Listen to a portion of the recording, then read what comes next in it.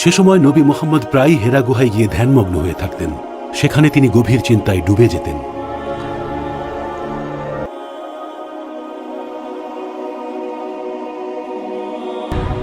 আমার মনে হয় আবু তালিব যা বলেছে ঠিক বলেছে।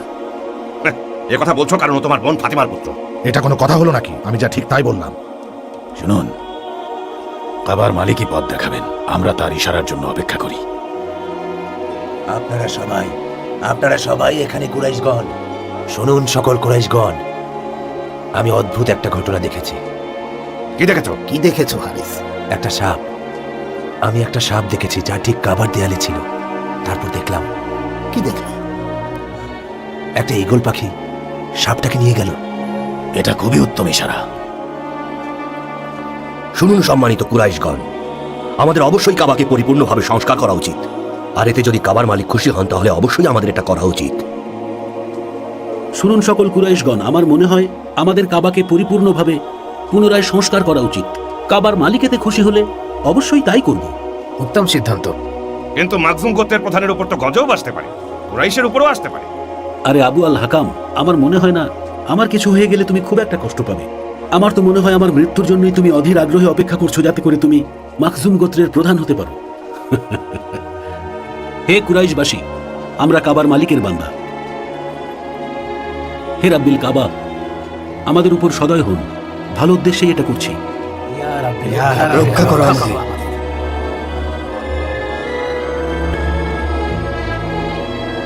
আমাদের সঠিক পথ দেখান।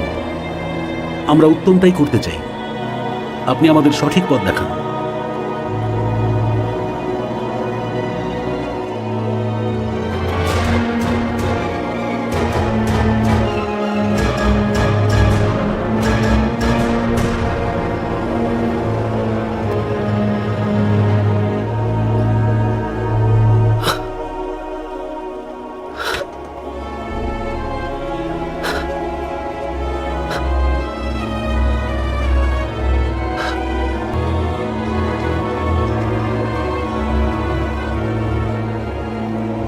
আমি কাবার একটা পাশ ভেঙে ফেলেছি।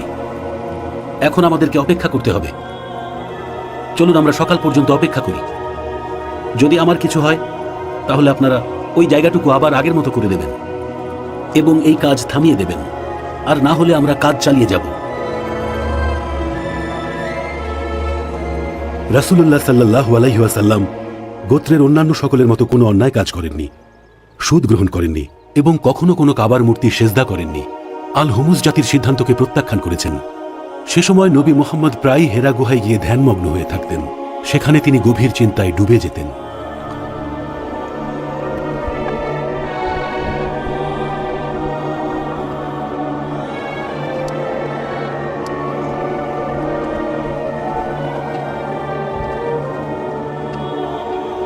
সম্মানিত কুরাইশগণ, চলুন আমরা আমাদের কাজগুলো ভাগ করি।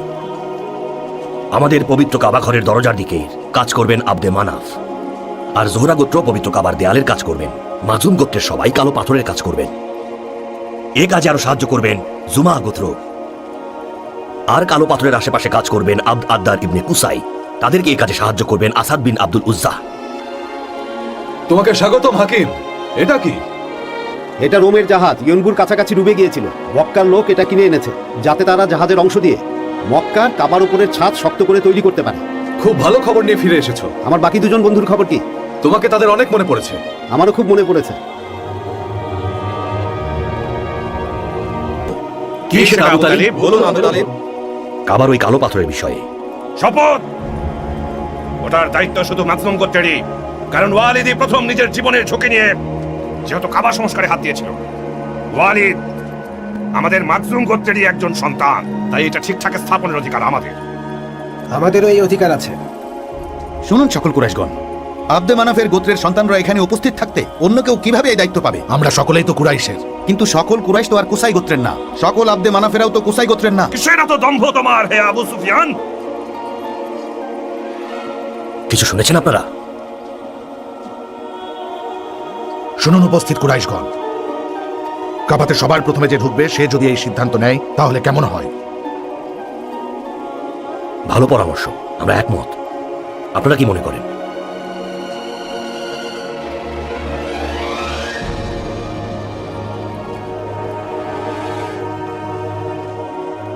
এই ইশারা সম্ভবত রাব্বিল কাবার সন্তুষ্ট হওয়ার ইশারা। শুনছেন কুরাইশের গুণীজন? মোহাম্মদ কি বলতে চাইছে? আব্দুল্লাহর পুত্র আলামিন মুহাম্মদ বলেছেন বড় বস্ত্র নিয়ে আসতে।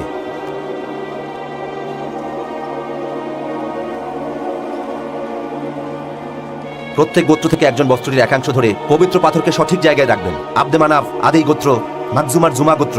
তিনি জিজ্ঞাসা করেছেন আপনারা সবাইকে এই সিদ্ধান্তে সন্তুষ্ট? আমরা কি সন্তুষ্ট? আমরা সন্তুষ্ট। তাহলে সবাই এটা তুলুন।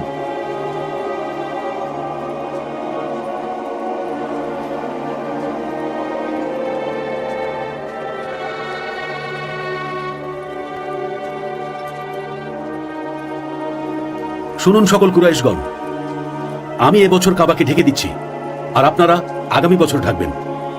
তোমাকে অসংখ্য ধন্যবাদ ওয়ালিদ ইবনে মুগীরা। আমরা যদি এ দায়ভার বহন করতে পারতাম তাহলে তোমাকে বলতাম না। আর এভাবেই কুরাইশরা কাবাকে পুনর্নির্মাণ করলেন। রাসূলুল্লাহ সাল্লাল্লাহু আলাইহি ওয়াসাল্লামের সময় পবিত্র কাবা ঘরের দৈর্ঘ্য ছিল 18 গজ। নবী মুহাম্মদ তখন 35 বছর বয়সী ছিলেন। যখন কাবার পুনর্নির্মাণ করা হলো, তখন পবিত্র কালো পাথরটি নবীজির বরকতময় হাতে সঠিক জায়গায় প্রতিস্থাপন করা হয়েছিল। ইসলাম প্রতিষ্ঠার আগে ইয়েমেন থেকে আসা বস্ত্র দিয়ে কাবাকে ঢেকে রাখা হতো। আর এদিকে রাসূলুল্লাহ সাল্লাল্লাহু আলাইহি ওয়াসাল্লামের জন্য মক্কার সম্মান বেড়ে গিয়েছিল, কারণ কালো পাথরের ব্যাপারে যে সমাধান তিনি দিয়েছিলেন, তারপর কালো পাথর নিয়ে আর কখনো দ্বন্দ্ব হয়নি। সবাই খুশি ছিল। ইসলাম প্রতিষ্ঠিত হওয়ার আগে কুরাইশগণ রাসূলুল্লাহ সাল্লাল্লাহু আলাইহি ওয়াসাল্লামকে নাম দিয়েছিলেন আল আমিন, মুহাম্মদ ইবনে আব্দুল্লাহ ইবনে মুত্তালিব। আর কতদিন সালমান, আর কতদিন? ইয়া রব, আমার জন্য কি আপনার কোনো ইশারা নেই? আমি তো আপনার ইবাদত করতে চাই। আমি কখনো কাউকে আপনার সাথে শরীক করিনি, শুধু ধৈর্য ধরে বসে আছি। কেন সত্য অন্বেষণে এত বাধা? আমি কি আমার গন্তব্যের কাছে চলে এসেছি? এটাই কি সেই জায়গা যেখানে প্রিয় নবীর আগমন হবে? তোমার চাচাতো ভাই মোহাম্মদ আমাকে অবাক করে দিয়েছে ইবনে হারিস। সে কি কোনো ভুল করেছে? না, কোনো ভুল করেননি, কিন্তু আমি একটা কথা শুনে সত্যি অবাক হয়েছি। কি কথা শুনেছ? মোহাম্মদ আমাদের প্রভুর আরাধনা করেন না, এমনকি প্রভু লাত, উজ্জা আর হুবালকেও সিজদা করে না। একবার তো আমি বলতে শুনেছিলাম লাত আর উজ্জা নাকি তার কাছে শুধুমাত্র পাথরের মূর্তি ছাড়া আর কিছুই না। আচ্ছা শোনো, বিষয়টা কিন্তু গুরুতর। এ কথা গোপনই রাখো, কারণ তুমি তো জানোই কুরাইশ প্রধানরা হাশিম গোত্রের বিরুদ্ধে ষড়যন্ত্র করছে। ওই তো আবু বকর দেখি এদিকেই আসছে, ওকেই জিজ্ঞেস করবো। কথাটা গোপন রাখতে বলেছি। কুরাইশদের সাথে ওর কোনো গন্ডগোল চাই না। সমস্যা নেই ইবনে হারিস। আবু বকরের চেয়ে আমার মনে হয় না মোহাম্মদকে আর কেউ বেশি ভালোবাসে। সে কোনো ক্ষতির কারণ হবে না। এই আবু বকর, আমরা আপনার জন্যই অপেক্ষা করছি। হ্যাঁ, আমি এসেছি, আপনারা নিচে নেমে আসুন।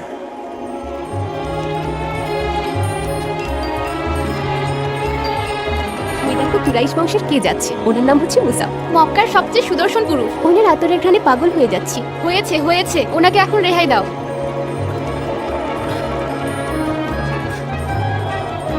এই খালিদ ইবনে সাইদ,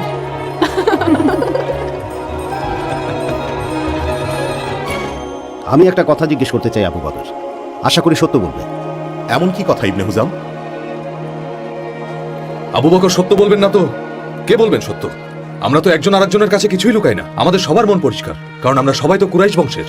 তাহলে আমাকে বলো, তোমাকে কতটা পছন্দ করি সেটা তো জানোই। জি, অবশ্যই জানি। আশা করছি এই আলোচনা আমাদের মধ্যেই গোপন থাকবে। মোহাম্মদকে নিয়ে তুমি কি ভাবো? মুহাম্মদ? কি বলছেন আপনি? আমাকে মোহাম্মদের কথা জিজ্ঞেস করছেন? রাব্বুল কাবার সাক্ষী, মোহাম্মদের চেয়ে সৎ মানুষ আমি জীবনে আর কখনো দেখিনি। ঠিক বলেছো তুমি আবু বকর। আর মোহাম্মদের মতো দায়িত্ববান এবং বিশ্বাসযোগ্য মানুষ আর একটিও নেই। এসব তো আমিও জানি আবু বকর। তাহলে কি? সে প্রভু হুবাল, লাত, উজ্জাকে মানে না, তাদের সিজদাও করে না। সে আল হুমুজদের রীতিনীতিকেও মানে না। সে তাদের চিন্তাধারার সাথে একমত না। তার হজ পালনের নিয়মও ভিন্ন। পবিত্র হজের সময় সে আরাফাতের পাহাড় থেকে নিচের দিকে নেমে যায় আর সাফা মারোয়ার মাঝখানে দৌড়ায় আর পাথর নিক্ষেপ করে। আপনি কি কখনো দেখেছেন সে কাউকে অপবাদ দিয়েছে? না, আমি তা কখনো দেখিনি। এমনকি মোহাম্মদ তো উচ্চ স্বরে কারোর সাথে কথাও বলে না। বলো আবু বকর, বলো, কি হলো? তুমি চুপ করে আছো কেন? তাকে নিয়ে কি ভাবো তুমি? কেন সে আমাদের খোদাকে মানে না? কেন বলো আমাকে। বলুন আবু বকর।